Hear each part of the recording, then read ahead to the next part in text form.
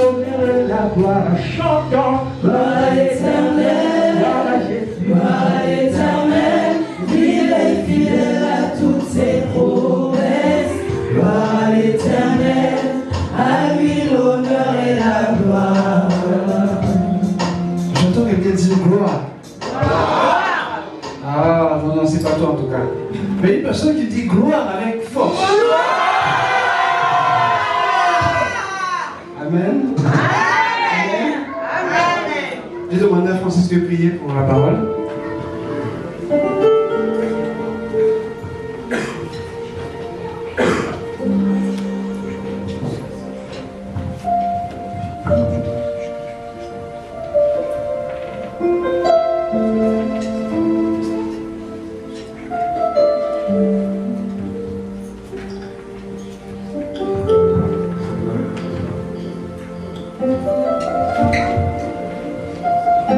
J'ai une voix d'évangéliste, ça portera autant. Amen.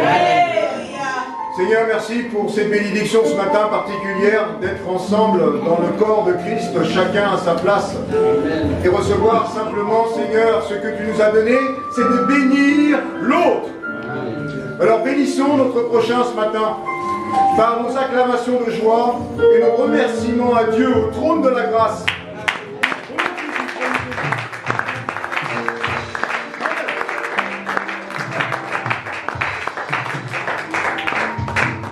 Amen.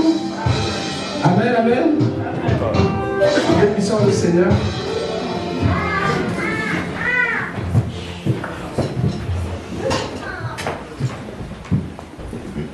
Je suis content de vous voir ce matin.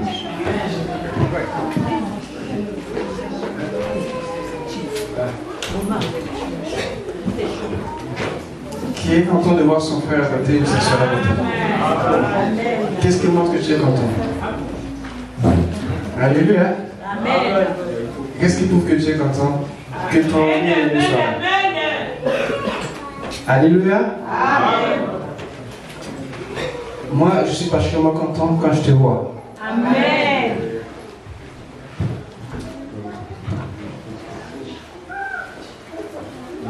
À notre Dieu soit toute la gloire.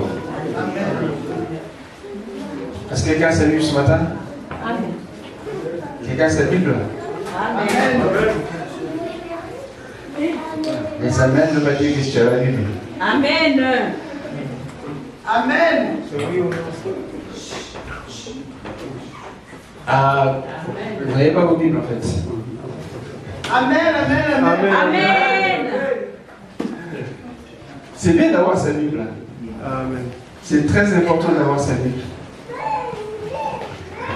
J'aime bien le progrès, j'aime la technologie, mais je préfère avoir ma Bible en manuscrit. Alléluia. Parce que quand tu n'auras pas de batterie, quand tu vas t'envoyer dans le désert ou dans la forêt où il n'y a pas de réseau, je ne sais pas comment tu feras pour mêler les versets bibliques ou les chapitres. À moi, je te disais par cœur, mais je doute que tu connaisses par cœur. Mais avec le manuscrit, c'est sûr que j'ai ma parole avec moi. Amen.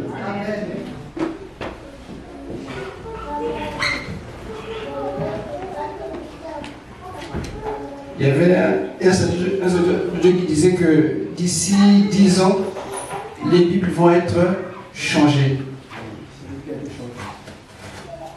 Amen. Déjà, c'est ça. Déjà changé. C'est lui qui a été changé. Parce qu'ils vont mettre des versions plus faciles à comprendre selon ce siècle. Ça veut dire qu'il y aura des mots, des expressions qui vont remplacer ce que nous avons d'habitude. C'est-à-dire, ils vont couper la Bible avec de l'eau. Alléluia. Et c'est parce que c'est l'un des buts pour qu'on ne soit plus dans la crainte et dans le respect de Dieu. On va mettre la parole de Dieu à un niveau tel qu'elle ne va même plus apporter quelque chose. Et ça commence déjà. Parce que le but de l'ennemi, c'est toujours mettre un peu de son sel dans la parole de Dieu. Et ce matin, j'aimerais avec vous parler du langage. Le langage, un lien d'unité. Ah, je sais que c'est très vaste. le langage. Ça concerne presque tous les domaines de notre existence. Mais j'essaie de le ramener à l'église. Alléluia. Parce que même dans le foyer, le langage est important. Au travail, c'est important. Dans tous les domaines de la vie, le langage est très important. Mais nous, enfants de Dieu, nous avons aussi notre langage qui nous est propre. Et malheureusement, on néglige souvent le langage. Je crois que c'est Jacques qui dit que la langue, c'est un petit organe, mais capable d'enflammer tout le corps. Et quelque part, on dit aussi que tu peux bénir ou maudire avec ta langue. Et qu'elle a aussi le pouvoir de faire vivre et de faire mourir. Alléluia. Amen. La langue ou le langage, Dieu nous l'a donné parce que nous avons un Dieu communicant. Il s'appelle Elohim, le Dieu des fortes alliances, qui n'abandonne pas sa création. Et nous avons besoin les uns des autres de parler, surtout ici. Amen. Donc, je parlais du langage comme un lien d'unité. Et c'est sur ça que je vais faire mon message. Et j'ai deux textes de base, Éphésiens 4 et 1 Corinthiens 1. 1 Corinthiens 1, 10 et Éphésiens 4, 9. Non, 29, pardon.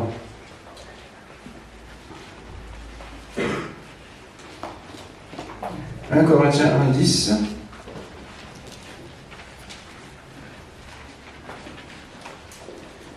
Je vous exhorte, frères, par le nom de notre Seigneur Jésus-Christ, à tenir tous un même langage et à ne point avoir de division parmi vous, mais à être parfaitement unis dans un même esprit et dans un même sentiment. » Ces paroles nous reviennent aussi dans Philippiens.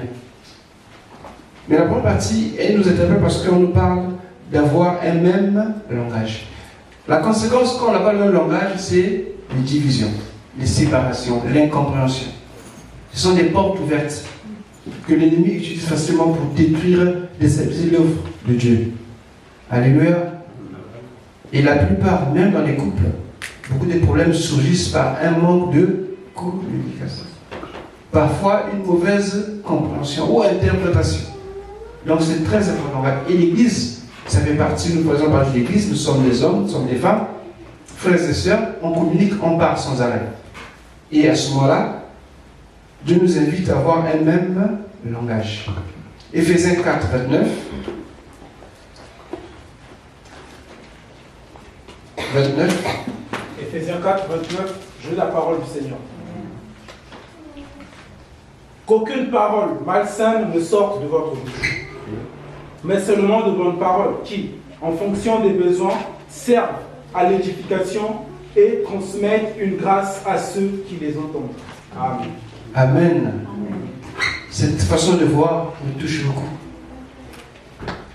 Qu'il ne sorte de votre bouche aucune parole. Comment? Malsaine. Voilà, aucune parole mauvaise ou malsaine. Parce que la langue, tu peux blesser, tu peux faire mal. Donc notre bouche ne doit pas faire sortir de ce genre de propos. Mais s'il y a lieu, quelques bonnes paroles qui servent à l'édification et communiquer une grâce à ceux qui l'entendent. C'est sur ça que j'aimerais insister ce matin. Quand on veut faire mal à l'autre, quand on n'est pas assez fort, généralement, on utilise le langage. C'est vrai que quelqu'un peut, toute sa vie, revenir sur un mot qu'il a entendu, ça fait des années, et c'est jamais parti. Alléluia. Amen. Quelqu'un disait qu'on peut te frapper, tu vas avoir mal, mais ça va finir. Mais une parole, ça peut te ranger. Ça peut te suivre toute ta vie. Et nous, en tant que dispensateurs de grâce, nous sommes appelés à donner des bonnes paroles. C'est pas facile pour Satan. Mais c'est ce que Dieu veut que nous puissions faire. Amen.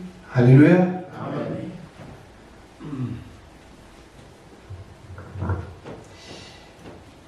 l'église locale où nous sommes, c'est aussi un cadre de vie.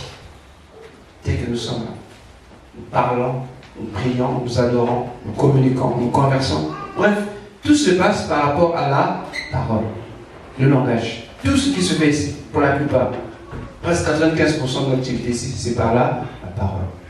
Et donc il est bien de savoir communiquer, savoir dire des bonnes choses.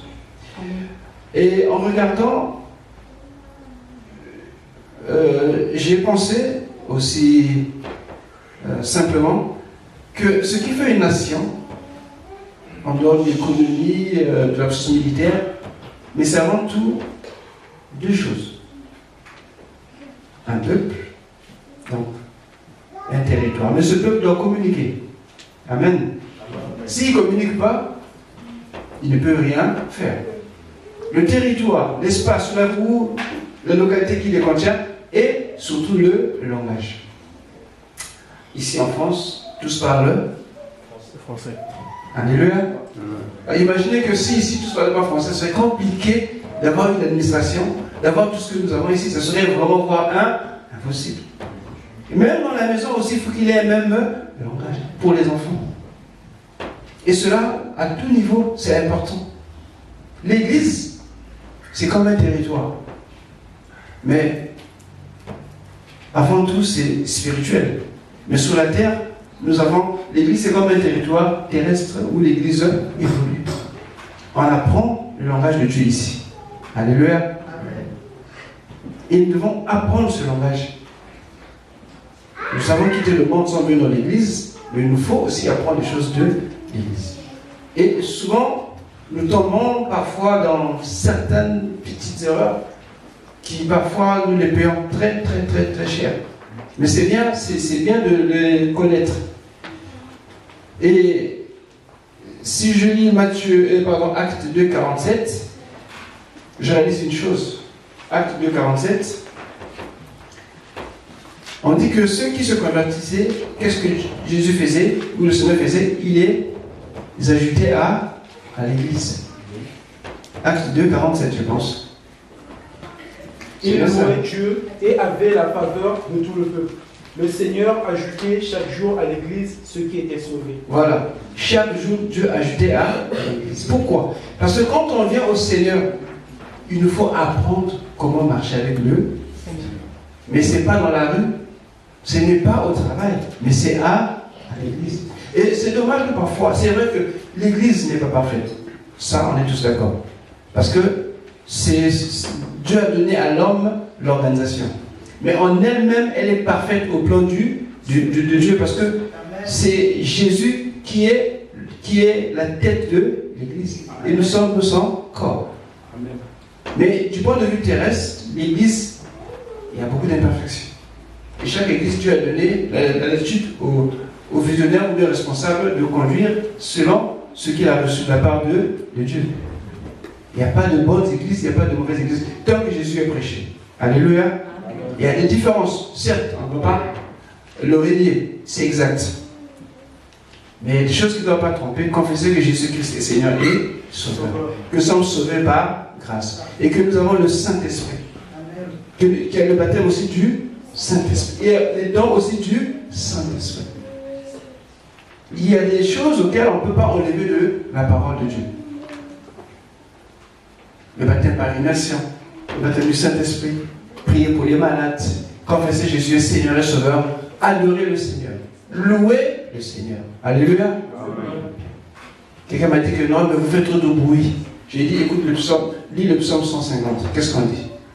Comment louer le Seigneur? Avec tous les instruments de musique possibles. Alléluia. Amen. Mais la religion ne veut pas ça. L'église est vivante parce que nous sommes un organisme vivant. Amen. Allez à la maternité, qu'est-ce qu'il y a? C'est des cris. Parce qu'il y a la vie. Amen. Si vous ne voulez pas la vie, allez à la mort. C'est simple. Et ici, il y a la vie. Amen. Le pasteur là, j'allais dire, il n'est pas aimé, tant mieux. Parce qu'il dit que vous faites trop de bruit. Dieu ne peut pas entendre. Tu te trompes. Dieu entend très bien. Quand tu lis la parole de Dieu, il dit qu'Israël a crié. Ce n'est pas une personne. C'est tout un peuple qui criait à l'Éternel. Dieu entend. Si tu n'arrives pas à suivre la prière de l'église, je peux comprendre. Mais avec le temps, ça viendra. Si tu as l'amour du Seigneur. Et aussi, c'est un apprentissage. Donc l'église, c'est comme le territoire terrestre où le chrétien grandit. Éphésiens 4, 29, on nous parle de paroles mauvaises et aussi de bonnes paroles. Mais ceci, c'est juste une petite remarque, c'est dit, on ne dit pas paroles mauvaises au pluriel, si vous remarquez, mais c'est au singulier. Et ça m'interpelle un peu. En fait, c'est considéré dans le tout. C'est-à-dire ce que nous disons, tout ce que nous avons comme mots, propos, expressions, tout cela forme un tout. Ton langage, notre expression. Vous savez qu'on fait les chrétiens, quand ils heurtent quelque chose, il y a un jour qui sort d'apprendre, tu as juste de boucher les oreilles. C'est pas possible. Ça commence vraiment par M, bien par P, après il fait son nom de fermer la bouche. Mais attends, tu l'as déjà dit parce que ce qui est en toi. Mais on doit avoir des paroles de grâce. C'est pas une faiblesse d'avoir des paroles de grâce. Détrompez-vous. Alléluia. Non, avoir des paroles de grâce, c'est d'abord, avant tout, glorifier le Seigneur. Au lieu de remplir des paroles ou des propos qui peuvent diviser, qui peuvent causer du tort, ayant des paroles de grâce. Aussi simplement. Et qu'est-ce que nous faisons? C'est quelques heures, c'est quoi? C'est simple. C'est que il y a eu la religion de la croix. Parce que on a tellement chanté la croix, on chante encore la croix, que même certains chrétiens veulent demeurer, habiter à la croix. C'est une erreur. C'est pas un lieu où on peut vivre à la croix. Alléluia. Non. La croix, c'est pas un lieu où on peut vivre, construire, s'établir. Non, pas question. On ne vit pas à la croix. Alléluia. Amen. Je ne sais pas si vous comprenez ce que je dis. Amen. Amen, Dieu te bénisse. Amen. Parce que la religion nous a fait voir que dans tout, la croix, c'est quelque chose qui doit être vénéré. Non. Parce qu'il y a deux façons de voir la croix. Où Jésus est mort à cause de mon péché. Mais il m'a aussi libéré du péché. Amen. Et donc, ce n'est pas un endroit où demeurer parce que c'est un lieu de combat, de confrontation. La croix, ce n'est pas toute la vie. Jésus, il a vécu, ce matin, Jésus, il a mis presque 6 heures à la croix. C'est atroce. En fait, on l'a crucifié à 9 heures du matin. Et de 12 heures à 15 heures, il y a eu des ténèbres sur la terre. Donc vous imaginez, toi qui es resté agonisant, c'était vraiment horrible. Alléluia. Il est mort pratiquement à 15 heures. Enfin, si on peut prendre des approximations. Mais, entre autres, Jésus n'a jamais dit aux disciples de demeurer à la croix. Même si les femmes sont restées, parce qu'il faut les comprendre, elles avaient mal. Mais la croix, c'est un passage. C'est un passage. On ne peut pas aller loin avec le Seigneur sans passer par la croix. Mais on ne demeure pas à la croix. On ne vit pas à la croix. Mais la religion nous a fait croire qu'on doit vivre à la croix, devant la croix. Non. Mais nous avons la victoire sur les démons, sur la maladie, sur la chair, par la croix. Et la suite, après la croix, la mort bien sûr, mais il y a la résurrection. Et après la résurrection, ça ne s'arrête pas là. Il y a le baptême du Saint-Esprit. Et après le baptême de l'Esprit vient quoi? La vie de l'Esprit. La nouvelle naissance. Vous voyez? Que ces étapes ont été faites exprès pour que nous comprenions qu'on ne doit pas rester à la croix, mais on doit continuer un processus. Nous devons avancer avec le Seigneur. Comme Israël a été délivré d'Égypte, ils ne sont pas restés là. Il fallait qu'ils avancent jusqu'à Canaan. Et nous, dans cette marche, avec le Saint-Esprit, nous avons une façon à nous de parler, de transmettre, de converser par rapport à l'Esprit de Dieu. Quiconque est né de Dieu parle comme Dieu. Alléluia. Quiconque est né du Saint-Esprit parle avec le Saint-Esprit. Ça vient conduit par le Saint-Esprit. Même parfois, nous laissons nos émotions prendre le dessus. Nous laissons parfois nos sentiments prendre le dessus. Dès qu'on a entendu ceci, aussitôt on réagit un peu comme du calcaire avec de l'acide. Ça va très vite, mais c'est inutile. On doit réaliser que nous sommes enfants de Dieu, que nous sommes un peuple là-bas, que nous avons aussi notre langage. On doit se connaître par rapport au langage. Les chrétiens parlaient entre eux, et c'était remarquable. On a fini par dire, mais tiens, il faut ressembler à un certain Jésus. D'où Christos. Et nous, on a oublié cela.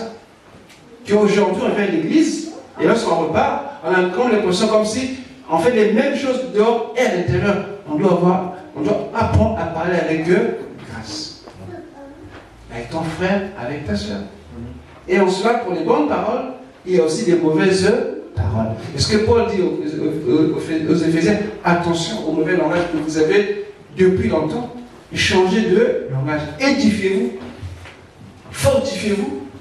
Et quand tu parles du mot édifier, que j'ai retenu ici, ça veut dire quoi? Bâtir, élever quelque chose, établir. Alléluia. Amen. Donc quand tu parles à quelqu'un, à un frère, à une soeur, il faut que dans ta tête, tu saches que ce que tu dis, ça peut l'aider à s'établir, à s'élever et à être fort dans le Seigneur.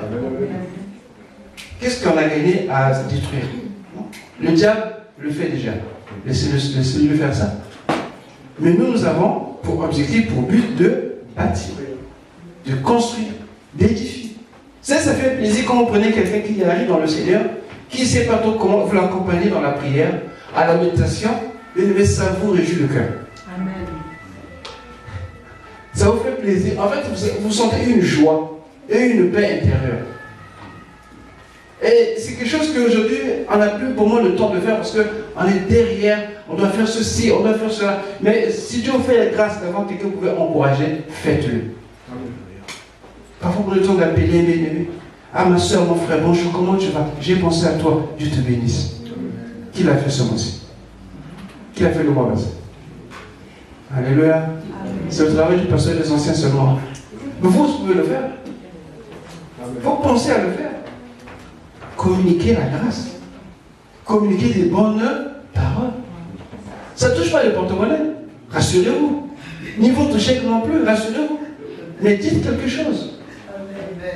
Communiquons comme des enfants de Dieu. Et le contraire de bâtir, c'est détruire. C'est démolir. Il y en a qui ont des paroles comme ça. Alléluia. Au lieu de lever, tu rabaisses. Au lieu d'établir, tu déstabilises, tu déséquilibres. Non. Et parce qu'à Éphèse, il y avait cette façon de voir les choses. Parce qu'Éphèse est une ville qui était très développée, presque industrielle déjà à cette époque, et les gens avaient des manières un peu comme vous et moi. Tu me connais, tu sais à qui tu parles. Alléluia. Et Paul dit non. À l'église, ça ne doit pas se passer comme ça. Et il y a un bon langage. S'il y a des paroles à dire, édifiez-vous, exhortez-vous. Et il y a un bon témoignage les uns les autres. Parce que nous sommes dans un territoire de Dieu. Ici, l'église, c'est le territoire de Dieu. C'est comme en France, il y a des ambassades. Amen. C'est le territoire des autres pays. Et nous, notre territoire, notre véritable territoire est au ciel avec le Seigneur. Parfois, le ciel, c'est un peu l'imaginaire, parce que le ciel, en fait, c'est le vide. Amen. Mais notre royaume, il est spirituel, avant que Dieu puisse le matérialiser. Alléluia. Donc ici, nous sommes comme des ambassadeurs. Donc ici, là où nous sommes, là est le règne de Dieu. Alléluia. Si on convoque le Seigneur sur la terre, il va venir où? Dans l'église. Naturellement. Amen. Amen. Je vous dis une chose. Avant que Jésus revienne, il va d'abord être glorifié dans l'église. J'explique. C'est pour ça qu'il insiste d'être là le jeudi. Alléluia. C'est tellement de choses à dire. Avant que Jésus vienne, l'église va avoir la grâce de le voir. Il va se manifester d'abord de plusieurs. Rappelez-vous quand Jésus est mort, quand il est ressuscité, il s'est fait voir à plusieurs frères à la fois. Presque plus d'une centaine, je pense. Le Bible dit que 500 frères à la fois. Je ne sais pas si vous vous rappelez ce passage. Ce serait des signes précurseurs que Jésus revient. L'église serait déjà préparée. Mais ça, c'est pas le moment, ça sera avant qu'il vienne pour la seconde fois. Amen. Et c'est où il va venir? Dans l'église. Parce que c'est son territoire. Tu es son domaine. Amen. Alléluia. Amen. Donc, on doit faire attention. Ce que tu dis avec ton frère, quelle parole que tu sors? Ah, ce soir, le Seigneur venait. Je me demande, bon, si tu es comme moi, tu ne bougeras pas. Mais je n'aimerais pas être à ta place. Mais si tu es comme Francis, c'est sûr que tu vas rosir. Amen. Donc, on doit éviter. Tu vois, quand tu parles à ton frère, à ta soeur, pense que tu parles à Jésus. Est-ce que tu le sais? Amen. Même quand tu parles avec ta femme, pense que tu parles à Jésus. À ton mari, pense que tu parles à Jésus. Alors on s'était, on ne parle plus. Amen. On commence à regarder des choses que vous dites. Non, mais ce que vous dites, c'est la vérité, parce que devant Dieu, nous sommes le reflet de sa gloire. Donc quand tu penses de mauvaises choses à ton prochain, attends, c'est au Seigneur que tu penses de mauvaises choses. Et quand tu dis des paroles de grâce, Dieu se réjouit. Amen. Donc, j'ai essayé de mettre un petit tableau. Je commence par les bonnes paroles. Amen. Amen. Ou bien les mauvaises paroles. Alléluia. Moi, généralement, on commence par les mauvaises choses. Non? Parce que je me rappelle de ce ordinateur de vin. Il avait dit, mais attends, c'est pas normal. Normalement, on donne d'abord le bon vin, ensuite le moins bon. Alléluia. Ça, c'est l'homme. Il commence d'abord par ce qui est bon, ensuite ce qui est mauvais. Parce que comme ça, quand les gens sont un peu dans l'air, ils ne se rendent pas compte, ils ne discernent plus le goût. Mais Dieu, lui, non. Dieu, il garde le meilleur pour la fin. Amen. Amen. Ok, parce qu'on commence par les mauvaises choses. Amen. Amen. Que Dieu te bénisse. Effectivement, je me suis un peu inspiré sur le texte de sur Néhémie, concernant les mauvaises choses. En fait, dans les mauvaises paroles, les jurons, les expressions grossières, que ce que vous connaissez, c'est ici le mot qui est utilisé pour mauvais, Éphésiens 4, voilà, une parole mauvaise. Ici, ce mot mauvais fait allusion à quelque chose qui est pourri, comme un fruit, ou bien comme une nourriture, comme une viande en décomposition. Donc c'est infect. Amen. C'est l'expression qui est utilisée ici pour dire que ce que nous disons, ce qu'il véhicule, c'est affreux. On ne peut pas supporter ça. Et pourtant, nous aimons faire ces choses-là. Et j'ai essayé de répertorier. Mais avant ça, on va lire un peu les effets, ce qui provoque. Proverbe 12, le verset 18. Quelqu'un peut trouver Proverbe 12, verset 18. Un autre Proverbe 15, le verset 1. Un autre Proverbe 15, verset 1. On va tous exercer. Proverbe 12, verset 18. Je la parole du Seigneur. Celui qui parle à la légère blesse comme une épée, tandis que la langue des sages apporte la guérison. Juste la partie là, celui qui parle. Celui qui parle à la légère blesse comme une épée. En fait, ça veut dire quoi? J'ai souvent dit ça, non? Non, mais c'était pas là. Oh, mais tu ne sais pas ce que tu as dit, l'impact que ça a provoqué, ce que ça a suscité chez l'autre. Pour toi, c'est bien. J'ai rien fait, merci. Parce que ce que tu as dit, ça pouvait éveiller un mauvais souvenir, ou bien quelque chose qui peut affecter ton frère ou ta soeur. Mais toi, tu dis que non, j'ai seulement dit ça. Souvent, ils ont dit d'une manière innocente, mais non. Il ne faut jamais prendre les choses comme ça à la légère. Les mauvaises paroles restent des mauvaises paroles. Il ne faut pas les minimiser parce que ce sont des flèches que l'ennemi utilise. Oh, même ça aussi, oui.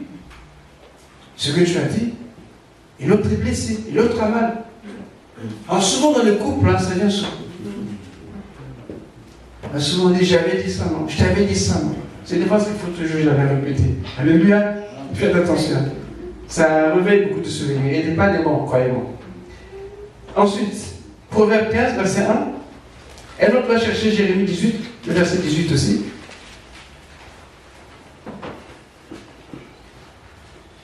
Proverbe 15, verset 1. Une réponse douce calme la rumeur, la fureur, tandis qu'une parole dure augmente la colère.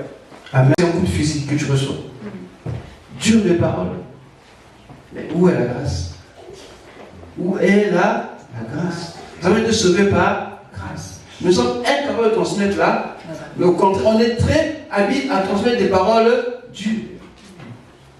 C'est pénible, croyez-moi. Vous savez, quand quelqu'un est fatigué, quand quelqu'un est à bout, quand on vient le soutenir avec des propos constructifs et fortifiants, ça fait plaisir. Ça soulage vraiment. Que dire des paroles dures?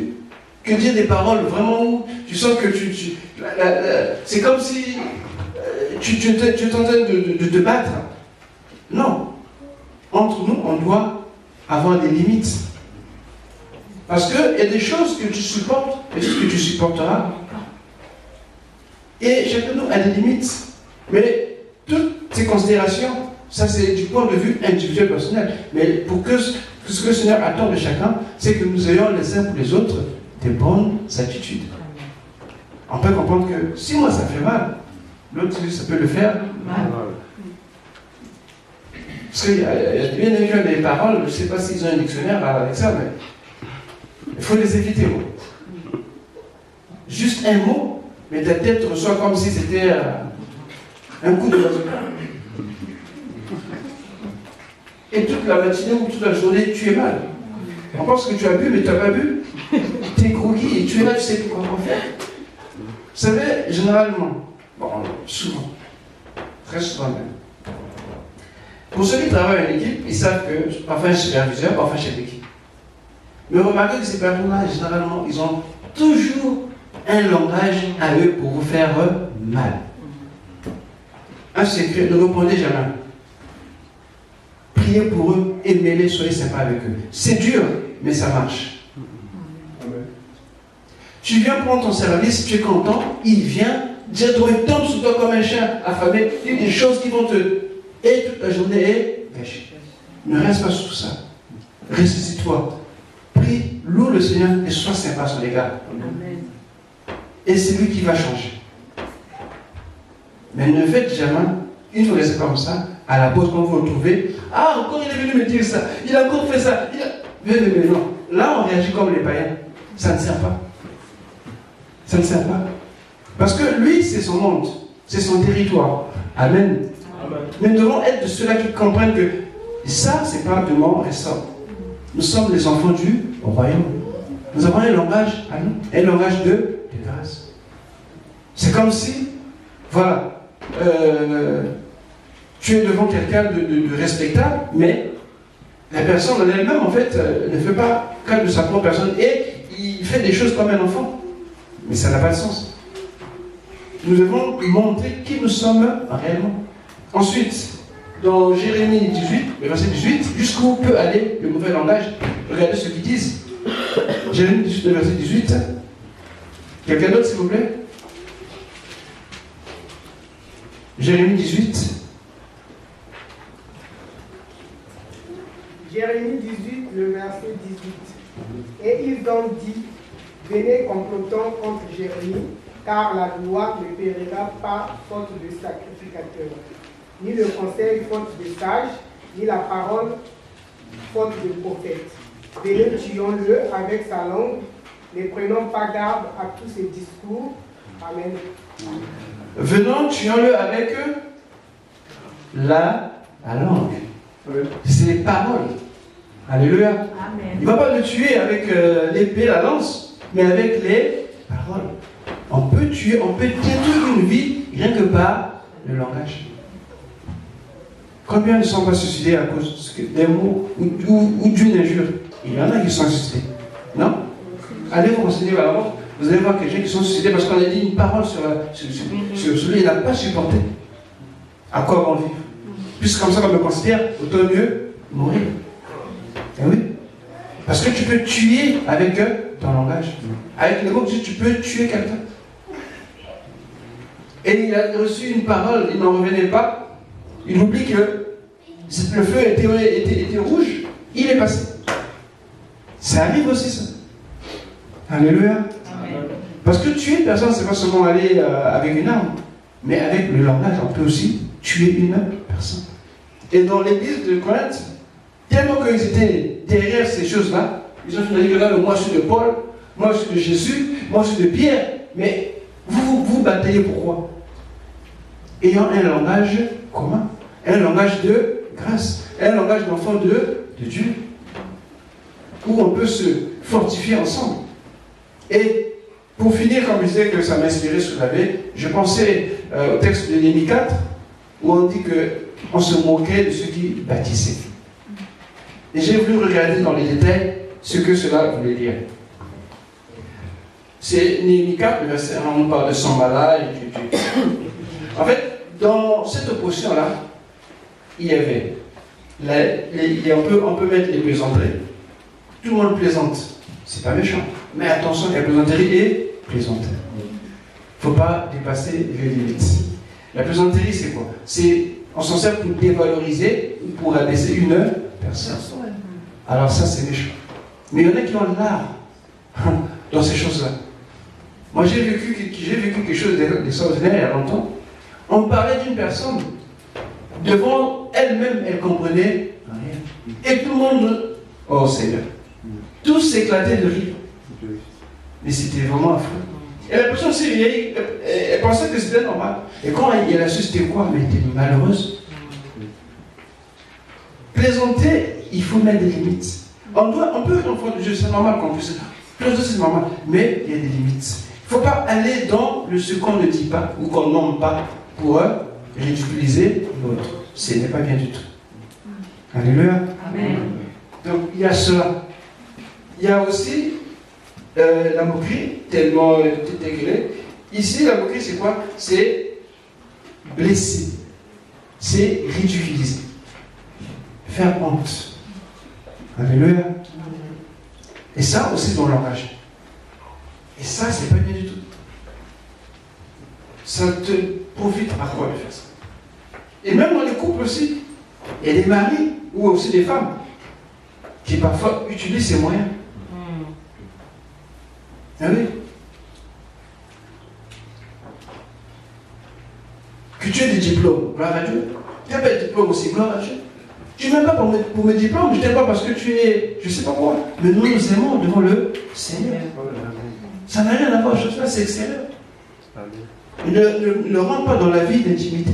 Et même dans l'église aussi, même si ton frère n'arrive pas à prier, ne ris pas. Ou ne te moque pas de lui. Parce qu'il a lu mal. Non. Il faut te ressaisir. Si tu peux corriger, corrige. En fait, les moqueries, c'est des choses auxquelles, parfois, tellement que c'est commun, on trouve que c'est normal. Avec la télé, avec les médias sociaux, tout ça, eh bien, on fait ça. Non, on est un peuple de Dieu. Je ne dis pas qu'on doit pas rire. Il faut bien rire. Alléluia. Amen. Mais il y a des limites à ne pas dépasser. Il faut les faire dans les règles. Parce qu'on ne sait jamais que si je dépasse, voilà ce que ça peut provoquer. Parce qu'on ne connaît pas la sensibilité de chacun. Il y en a qui sont résistants, il y en a qui sont moins résistants. Il y en a qui sont faibles, il y en a qui sont très sensibles. Parce qu'il y en a qui sont tellement un peu durs, peut-être pas d'oreille, mais durs à capter la plaisanterie. Que parfois, au départ, ça peut énerver. Ah, mais j'avais ce mot dit comme ça. Ah, mais il fallait le préciser. Oh, mais dans ce cas, c'est plus une plaisanterie. Bref, c'est une parenthèse. Mais voilà, chacun de nous a une compréhension plus ou moins différente. Et ça fait partie aussi de notre vie. Et on doit, effectivement, faire attention. Et ensuite, toujours dans les moqueries, dans les 4, il y a aussi les remarques. Les remarques, quand c'est dans les langues, c'est bien. Mais les remarques, en fait, il y a des remarques comme ça. C'est l'indécence. Ou encore l'irrespect. Devant les gens, tu viens, tu commences à dire des choses. Mais, choisis un autre moment. Inutile de le faire devant les gens. C'est frustrant. Qui aimerait qu'on lui fasse ça? Alors pourquoi tu fais pareil? Amen. Amen. C'est des choses qui arrivent. Et malheureusement, quand on ne se contrôle pas, eh bien, tout part. Mais tout ça, en tant qu'enfant de Dieu, ce n'est pas propre au royaume. Non. On ne doit pas se saisir de ces choses, des paroles, des mauvaises paroles, et les amener dans l'église. Mais dans l'église, on doit entendre des paroles de de grâce. Des paroles qui fortifient, qui soutiennent, qui encouragent. Et dans cela, justement, en venant sur ça, j'ai oublié, il y a aussi un autre moyen aussi. Je dis, j'appelle ça de l'anonymat. Je ne sais pas si vous le connaissez, mais moi je cherche à le trouver jusqu'aujourd'hui. Si vous le trouvez, dites-le moi.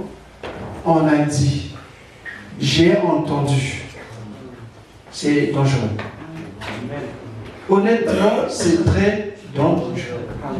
J'ai dit quelque chose à me dire, dis-le ouvertement. Ne dis pas que, oh, j'ai appris, on a dit, j'ai entendu. Non.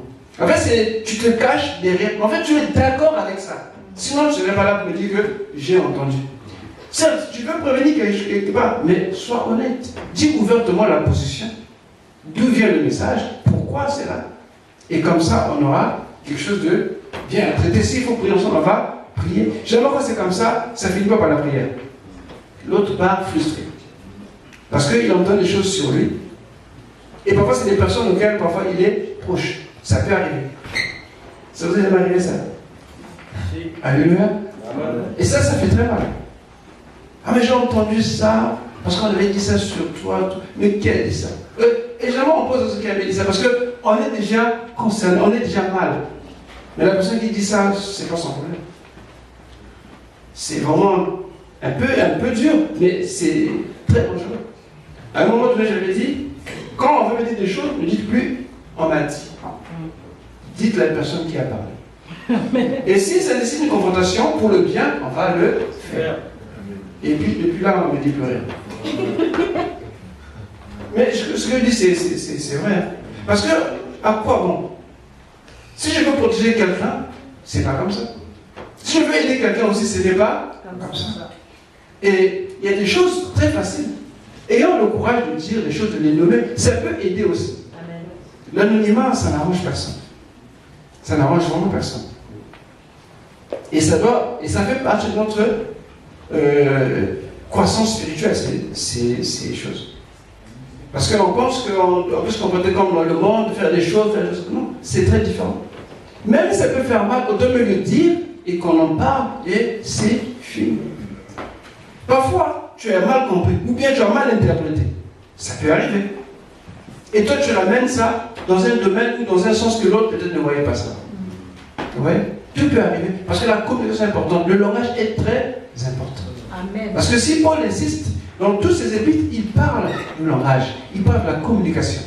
Et vous voyez, avec la verbe avec laquelle Jacques parle de la langue, on aurait dit qu'il était fâché. Ah, c'est pas étonnant. Et à la fin, il dit que la même bouche qui maudit et qui bénit, c'est pas possible. C'est pas possible. Parce que je crois que les frères étaient partis un peu trop loin. Et c'est chose qu'on doit éviter parce que nous sommes le territoire de Dieu sur la terre. Nous sommes unis.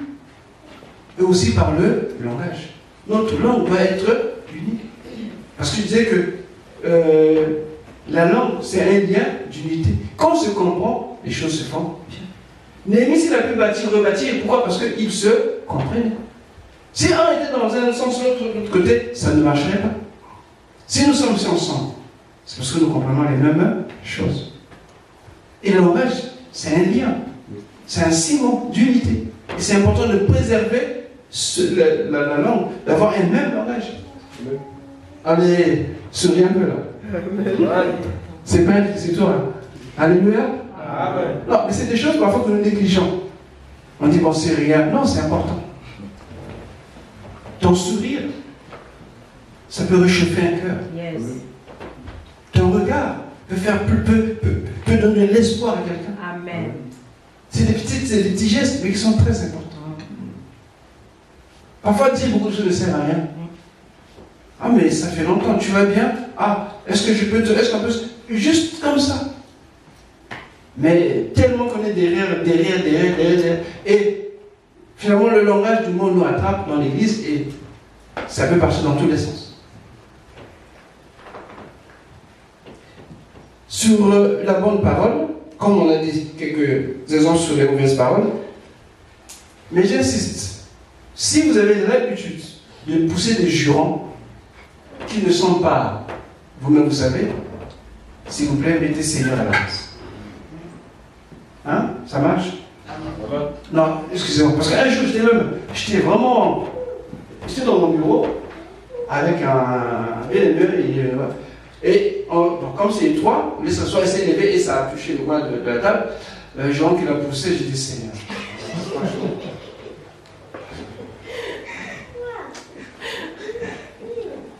Voilà, en fait, ça en dit long. Quand je fréquente certaines personnes,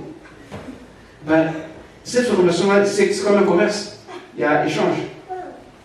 Tu reçois et aussi il le reçoit. C'est ça. Si vous êtes dans le milieu où les gens disent que des choses comme ça, là, ça va vous rattraper. Et ça va sortir un jour à l'autre. Un peu comme ce frère-là, il prêchait. Et ses lunettes sont tombées. Et il s'appelait aussi pasteur. C'est et elles sont tombées. Et quand c'est tombé, le gens qui l'a poussé, toute l'église est restée. Ça commence par M. Et il avait le micro avec. On ne ment pas au Seigneur. Ce qui est dans ton cœur, Dieu va toujours le manifester. C'est pour ça qu'on doit travailler à avoir un bon langage. Ce n'est pas une faiblesse, croyez-moi. La bonne parole. Ésaïe 50, le verset 4.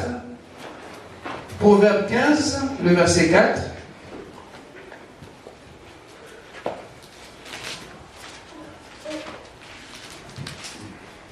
Ésaïe 50, verset 4. J'ai la parole du Seigneur.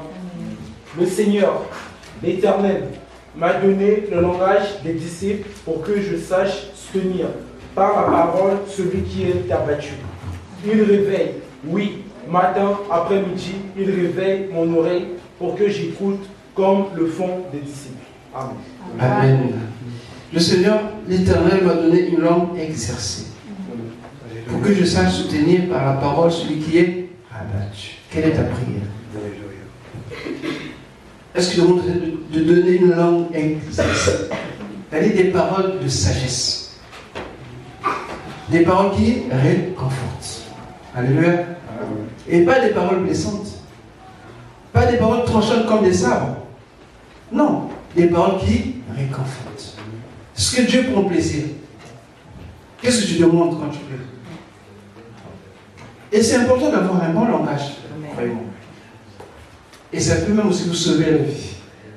Alléluia.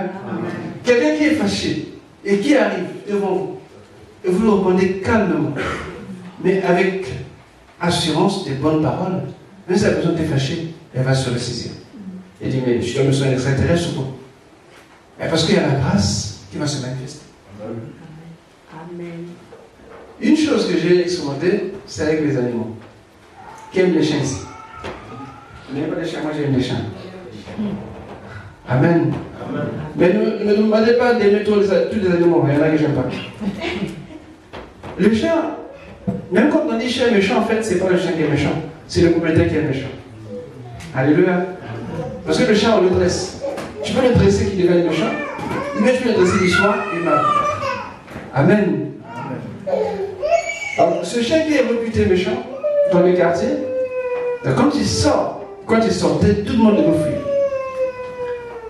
Mais ce jour-là, j'ai trouvé quelque chose de merveilleux. Ce chien s'appelait Tupas. C'est bizarre quand même. Et donc, on venait de l'école, on sortait, on est passé par là, hop, la parcelle était, le portail n'était pas fermé. Et quand vous savez, quand on sort de l'école, tout enfant fait du bruit. Et quand on donne du bruit, il est sorti de la parcelle. Et il nous a poursuivis. En fait, il a poursuivi ceux qui étaient devant. Et ceux qui étaient devant, et moi j'étais un peu derrière. Et donc ceux qui étaient devant, on fait demi-tour. Donc venez vers moi. J'ai vu, à côté de moi, il n'y avait pas un mot caché. Je ne veux pas courir non plus. Et quand j'étais arrivé presque au moins à moins d'un mètre de moi, j'ai dit son nom, tout passe. Il s'est arrêté net. Je dis waouh. Mais mon petit cœur battait. J'avais peur. Il commençait à tourner là. Pourquoi? Parce qu'il a reconnu, il a su que je connaissais son nom. Alléluia. Amen. En fait, c'est parfois comme ça avec des bonnes paroles. Quelqu'un peut être fâché comme toi, mais quand tu dis des paroles de grâce, la personne parfois. Amen. Mais c'est des choses que Dieu nous a données. Et c'est à nous de les manifester. Amen. Même dans l'église. Surtout dans l'église, j'insiste. Surtout dans l'église. Prenons le temps de nous connaître réellement. N'ayons pas une autre chose. Ah, mais tu sais, lui, mais tu sais, un tel. Non. Ah, j'aime quand tu es là. Oh, j'aime quand tu es là. Ça, c'est faire plaisir. Amen. Et non, encore toi. Encore lui. Il est encore là. Ben non. Il faut avoir des paroles de grâce. Proverbe 15, on l'a lu, le verset 4.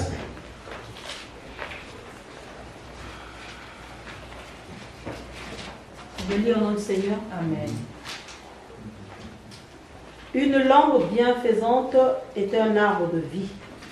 La perversité en elle brise l'esprit. Amen. Amen. Alors là, ça veut tout dire. Et il n'y a pas de commentaire à faire. Amen. Amen. Si on peut faire un petit test, la balance va plus pencher du côté bonne ou mauvaise. Honnêtement. Non, il n'est pas là, s'il vous plaît. Alléluia. C'est ce que nous sommes. Mais après, c'est que nous réalisons, que nous prenons conscience de la richesse que nous avons et des choses que Dieu a mis à notre disposition.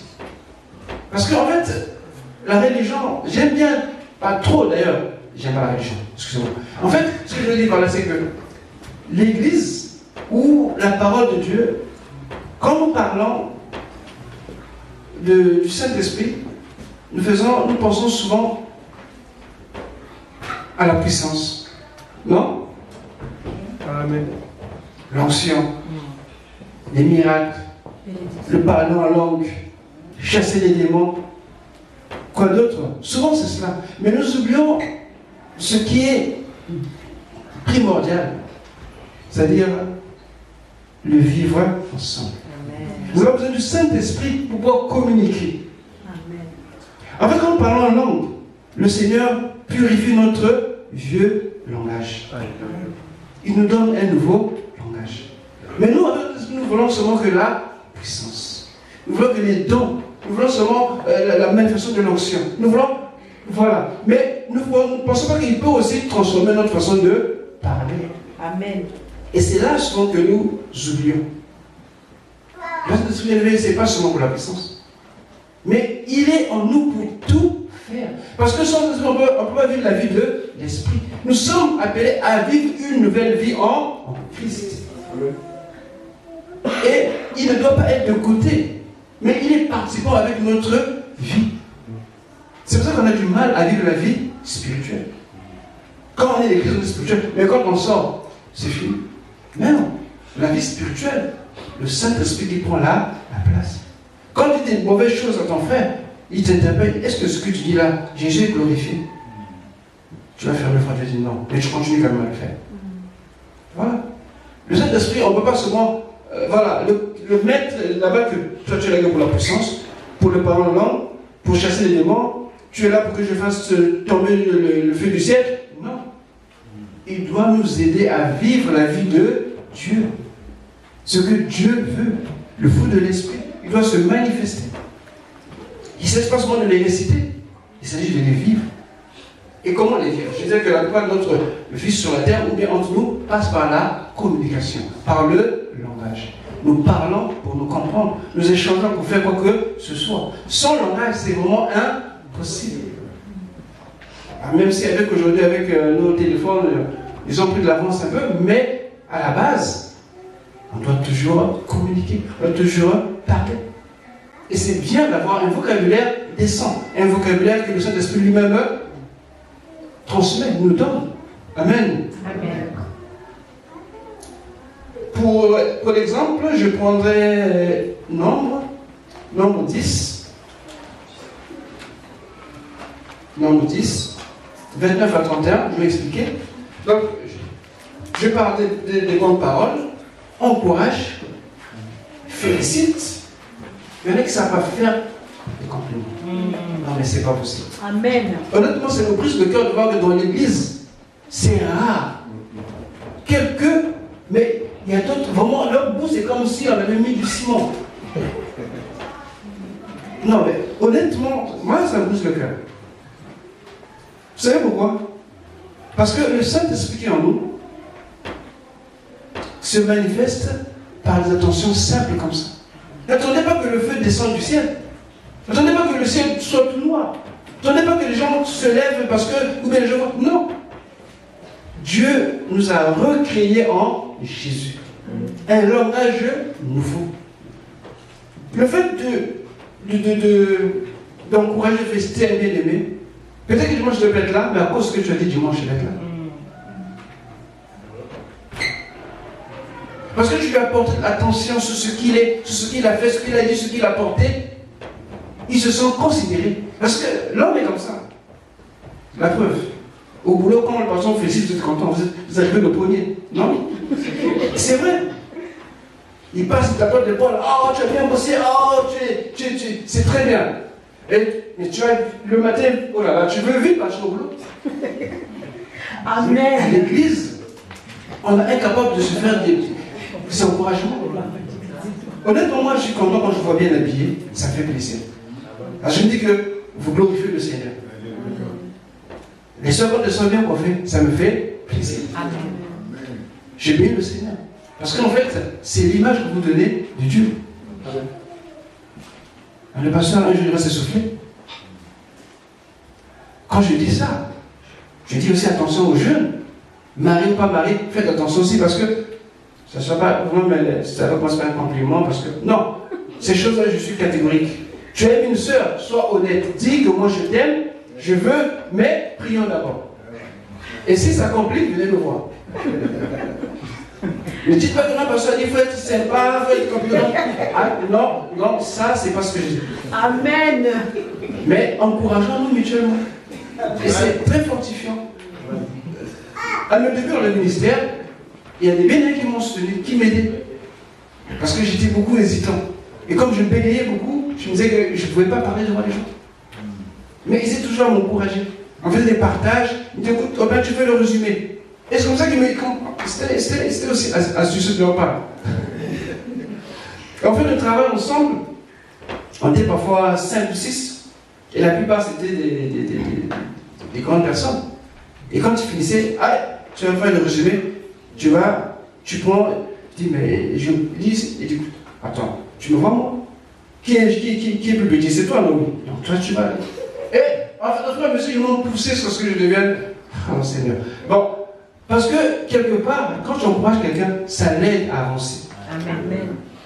Ça l'aide, c'est important, bien aimé. Jésus a encouragé les disciples. Mais nous sommes vraiment avares. Très avares. Très avares. Dans l'année, à qui tu as fait un compliment aujourd'hui dans l'année? Même à ta femme, tu le fais pas. Tu le fais même pas. Ah, mais c'est compliqué. Amen. Si déjà votre mari ne n'arrive pas à l'église, alors ça sert à rien. Mais on doit apprendre, c'est important. C'est des bonnes paroles. J'insiste, des bonnes paroles. Ça fait énormément du bien. Ça réchauffe le cœur. L'hiver approche, on va venir là tout friable. Quand on arrive, un bon sourire, une bonne parole. Même si ça pas le chauffage, on va supporter. Amen. Amen. Mais c'est des bonnes paroles. Reconnaître les qualités. C'est vrai que l'orgueil, ce n'est pas trop loin. Mais ça fait partie. On ne va pas ignorer ce que tu fais. Maintenant, si tu t'en orgueilleux, Dieu ne va pas s'occuper de ton cas. Amen. Dieu il résiste aux orgueilleux. Amen. Si on t'encourage, si on te félicite, eh bien, bénis le Seigneur et fais davantage. Nous sommes à ce moment-là en train de recevoir. Moi, c'est moi. Encore moi. Mais toi, tu ne rien. Vous savez, il y a une particularité en Judée. Il y a 2 lacs. La mer de Galilée, ou le lac de Génézareth, et puis la mer morte. Ils communiquent par le Jourdain. Amen. Ce fleuve. Mais curieusement, en haut, la mer de Galilée, il y a des poissons. Il y a la vie. Mais dans la mer morte, c'est le point le plus bas de la terre. le taux de sel est tellement élevé que tu ne peux pas plonger. Tu vas flotter. Quand tu reçois, tu dois donner. Pour que la vie se manifeste. Quand tu reçois, tu ne donnes pas, un jour ça va se faire. Et ce serait dommage. Attention à la flatterie. Attention. Flatter, c'est un piège. Ça dit quand on flatte quelqu'un, on a une idée derrière la tête. On veut quelque chose. On veut arriver à quelque chose. Et qu'est-ce qu'on fait? On vient. Oh, mais tu sais, toi, quand tu chantes, oh, l'onction tombe. Ah, tu sais, quand toi, tu prêches, oh, mon frère, ma soeur, si tu savais comme je vois le ciel ouvert. Ok. 2 fois, 3 fois, 1 mois, 2 mois après.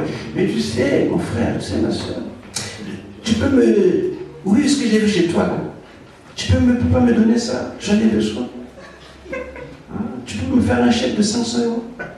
Mais comme il te flatte tellement, il te dit, bah, si je ne donne pas, il va dire que je ne suis pas capable. Si je vais faire n'importe quoi, si je peux. Allez, tiens. Dès qu'il aura ça, oh, c'est fini. Tu le verras plus. Tu le verras plus. Mission accomplie. Ça, c'est la flatterie. Vous vous rappelez du renard et du corbeau? Amen. Hein? Tout flatteur vit au départ de celui qui... Et ça marche à tous les coups. Ça, c'est pas bien. Complimenter, comment dire ça? Féliciter, même quand l'autre... Je vais me parler en parlant du nombre 20. Nombre 20, pour bien vous expliquer ce que je vais dire, et c'est par là que je vais finir. Amen. Amen. Alors, que Dieu vous bénisse. Amen. Nombre 20, le verset 29. Attendez, c'est pas... Nombre 10, c'est nombre 10. C'est nombre 10. Nombre 10. Du verset 29 au verset 31. Moïse dit à Hobab, fils de Ruel, le Madianite, beau-père de Moïse. Qui a compris quelque chose là? C'est compliqué pour faire la Bible là. Qui a compris quelque chose? Je reprends. Moïse dit à Hobab, Hobab, pas Aubin, c'est clair. Fils de Réuel, le Madianite, beau-père de Moïse. Qui a compris quelque chose? Amen. Ouais. Beau-père de Moïse. Le beau-frère de Moïse. Mais il ne peut pas dire ça simplement. Il peut dire simplement que Hobab, beau-frère de Moïse. Ah, franchement. Bon, voilà, nous passons. Voilà ce qu'il dit. Nous partons pour le lieu dont l'Éternel a dit. Je vous le donnerai. Viens avec moi et nous te ferons du bien, car l'Éternel a promis de faire du bien à Israël. Lui, étant Madianite, il n'était pas Israël. Mais Moïse l'invite. Pourquoi? Parce qu'il y a une raison. Le verset 30, Hobab lui dit, je n'irai point, mais j'irai dans mon pays et dans ma patrie. Donc Moïse dit, je ne veux rien savoir. 31, et Moïse dit, ne nous quitte pas, je te prie. Puisque tu connais les lieux où nous campons dans le désert, tu nous serviras du guide. Et si tu viens avec nous, nous te ferons jurer du bien que l'Éternel nous fera. Ça s'arrête là. Il part sur la montagne. Donc on ne sait pas s'il a accepté ou s'il a refusé. Mais quand vous direz juge, Hobab s'est retrouvé dans le territoire de Juda. Donc il avait accepté. Et sa femme, une certaine Jaël, rappelez-vous ce qu'elle a fait? Exactement. Voilà, son mari c'est cet homme-là. Amen. Donc vous comprenez que Moïse ici, il a reçu la mission. Il avait le Saint-Esprit. Il avait la parole de Dieu. Mais il va s'abaisser à demander l'aide d'un bédouin. C'est-à-dire de quelqu'un qui connaissait le désert. Il faut dire, bon, Dieu m'a parlé. Allez, on va partir. Ok. Et il y a enfin l'humilité de nous rabaisser parfois, d'encourager et aussi de pouvoir féliciter ou de commenter les autres. Parce que comme Moïse a fait l'élevé, c'est important. Un autre exemple, Dieu te dit, Hobab construit la maison. Ok, mais je ne connais pas en matériaux. Si je ne trouve pas de bons conseillers, la maison va faire quoi? Ça va? Et dès que Dieu, tu m'as dit, le conçu, ça peut marcher? Mais non. En fait, Dieu ne donne pas toujours tout au même moment. Donc, en plus, si Dieu a mis des grâces diverses et variées. Mais par le langage, on peut en tirer des grands bénéfices. Donc, il sert pas, ça ne nous sert à rien, voilà, de nous entretuer par des mauvaises paroles, ni de nous faire du mal, inutilement. Rappelez-vous que nous sommes le peuple de Dieu. Nous avons pour territoire l'Église. Et nous avons un langage commun que le Saint-Esprit nous donne. Et ce langage nous unit. Et c'est en cela que nous devons faire les choses. Et donc, je ne sais pas qu'est-ce que toi tu en penses, mais je t'invite à nourrir ton cœur de la parole de Dieu pour ne pas que tu sortes des énormités, que tu saches soutenir, réconforter, dire des bonnes choses. Il y a des langues qui sont lourdes, des bouches, des lèvres qui pèsent. Quand il faut dire à l'autre, ah, tu es bien habillé, ah, tu es bien coiffé, ah, tu es très belle, ah, tu es très beau. Ça pèse des tonnes. Mais c'est pour dire des choses, ça vient comme un éclat, ah, c'est parti. Et voilà. Mais Dieu t'invite aujourd'hui à revoir ton langage. Et je vais t'aider. Ce que je m'applique moi-même. Matthieu 7, le verset 12. Je finis par ça. Et ce que je m'applique moi-même. Et même si je ne ressens pas toujours, mais je garde la foi. Amen. Matthieu 7, c'était un adage un peu populaire, mais Jésus a commencé par là où il faut commencer. Dans le monde, on disait différemment, mais le Seigneur a mis ça à l'endroit. Et j'aime bien comment le Seigneur l'a placé. Matthieu 7, 12. Tout ce que vous voudriez que les hommes fassent pour vous, vous aussi faites de même pour eux. Car c'est ce qu'enseigne la loi et les prophètes. Amen. Amen. Qu'est-ce que vous voulez qu'on fasse pour vous? Des bonnes choses. Amen.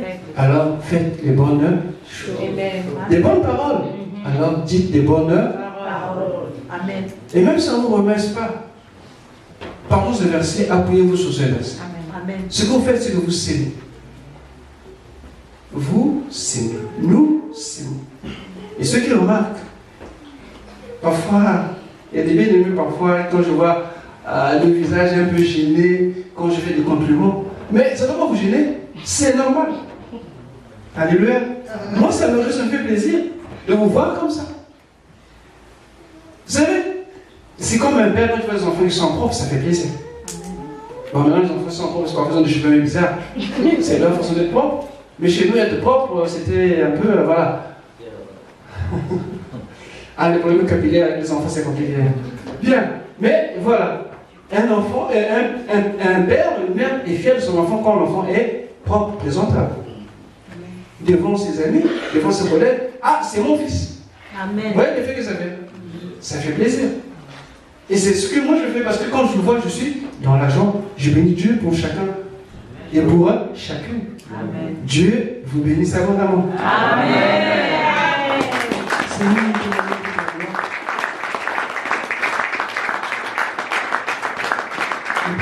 Seigneur, que tu touches nos lèvres, comme tu avais touché les lèvres d'Ésaïe, en les purifiant par le charbon ardent. Mais aujourd'hui, c'est le Saint-Esprit qui purifie notre être par sa présence et par son feu.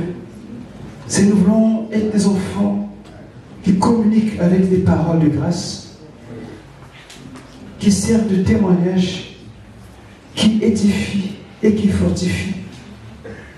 Seigneur, nous établissons sur ce que ta parole nous dit, de bénir, de bénir, de bénir.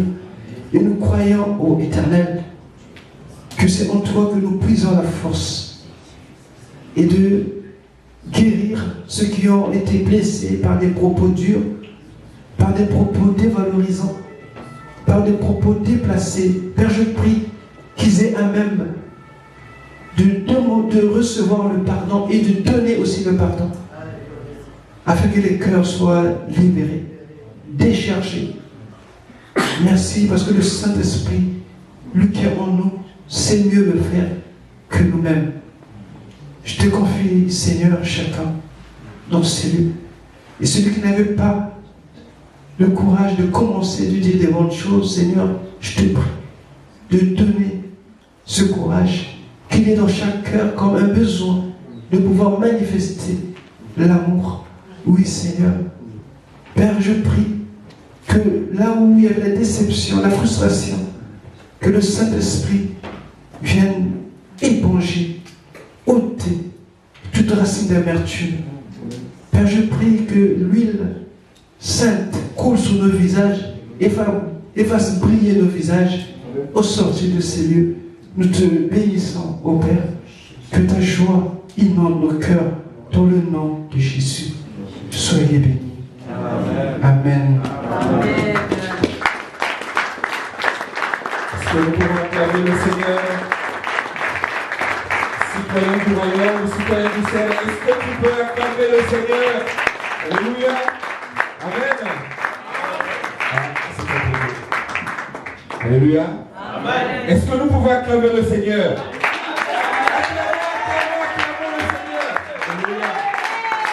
Nous bénissons Dieu, la parole puissante ce matin. Alléluia. Que Dieu bénisse son serviteur et qu'il nous bénisse aussi.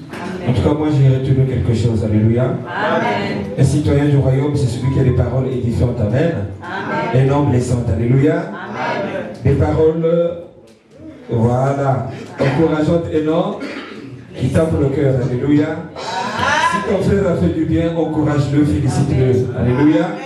Même s'il n'a pas de joie, donne-lui une parole qui va le fortifier. Alléluia. Et c'est une bonne joie pour nous. Amen. Nous allons appeler le frère Daniel s'il est prêt pour les annonces.